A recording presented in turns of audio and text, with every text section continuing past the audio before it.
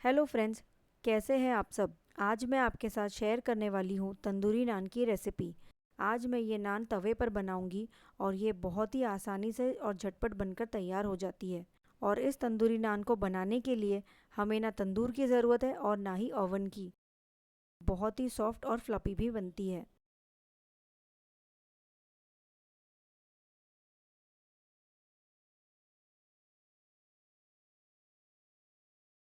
तंदूरी नान बनाने के लिए सबसे पहले हम एक बोल लेंगे। इसमें 1 गिलास पानी ऐड करेंगे। यह हल्का गुनगुना पानी है। साथ ही इसमें 10 ग्राम ड्राई यीस्ट ऐड करेंगे। थोड़ी चीनी डालेंगे, लगभग आधा चम्मच चीनी है। और थोड़ा नमक ऐड करेंगे। यीस्ट को अच्छे से मिक्स कर लेंगे और 5 से 6 मिनट तक ढककर यीस्ट को एक्टिवेट होने देंगे।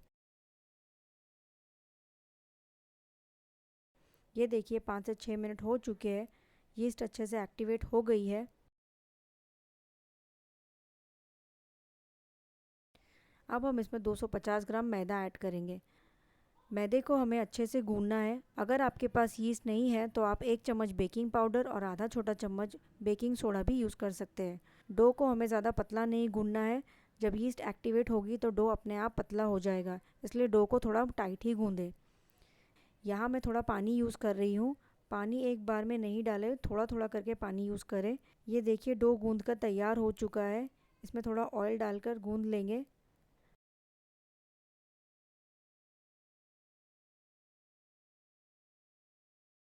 और 1 घंटे के लिए ढककर रख देंगे। इससे डो अच्छे से फर्मेंट हो जाएगा। 1 घंटा हो चुका है, चलिए चेक कर लेते हैं। डो हमारा अच्छे से फर्मेंट हो चुका है। ये देखिए कितनी अच्छी तरह से फूल गया है। अब बस थोड़ा ऑयल डालकर थोड़ा गूंद लेंगे ताकि इसमें जो एयर बबल्स है वो निकल जाए। डो हमारा कितनी अच्छी तरह से फूल गया है। ये देखिए कितनी अच्छी जालियाँ इसमें बन रही है।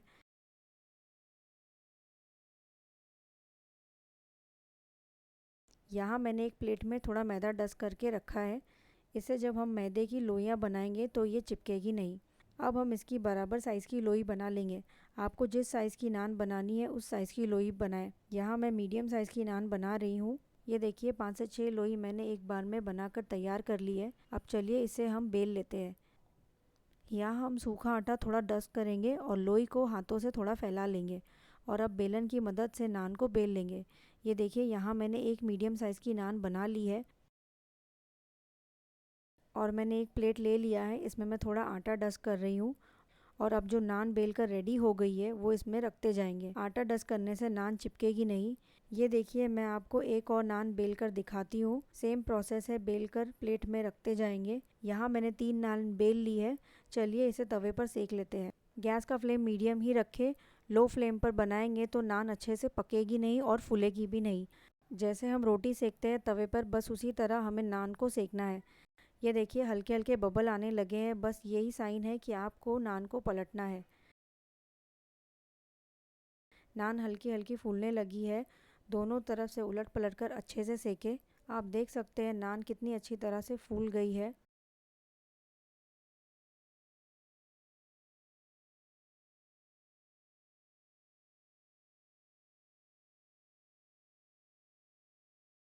नान को बटर से ग्रीस करने के लिए यहाँ मैंने बटर को पहले ही मेल्ट कर लिया था।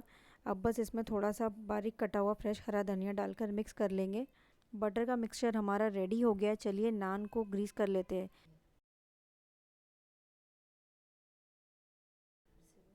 यहाँ मैंने एक नान ले ली, इसमें हम थोड़ा बटर लगा लेंगे। और आप चाहें तो बटर की जगह घी भी यूज़ कर सकते हैं। मैं नान की दोनों साइड पर बटर लगा रही हूँ, इससे नान दोनों तरफ से सॉफ्ट रहेगी। आप चाहें तो एक ही साइड पर बटर लगाएं। अगर आप गेस्ट के लिए बना रहे हैं तो इसे आप पहले से बना कर रख सकते हैं। ये बिल्कुल भी कड़क नहीं होगी, घंटों तक नरम रहेगी।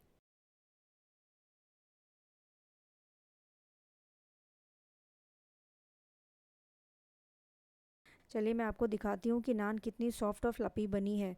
और अंदर से भी ये एकदम सॉफ्ट ब्रेड जैसी है। इसे आप सर्व करें मटन करी के साथ या चिकन करी के साथ। अगर आप वेजिटेरियन हैं तो इसे आप पनीर की सब्ज़ी के साथ या दम आलू के साथ भी सर्व कर सकते हैं। रेसिपी पसंद आए तो वीडियो को लाइक करें, शेयर करें और मेरे चैनल को सब्सक्राइब करें। Thanks for watching.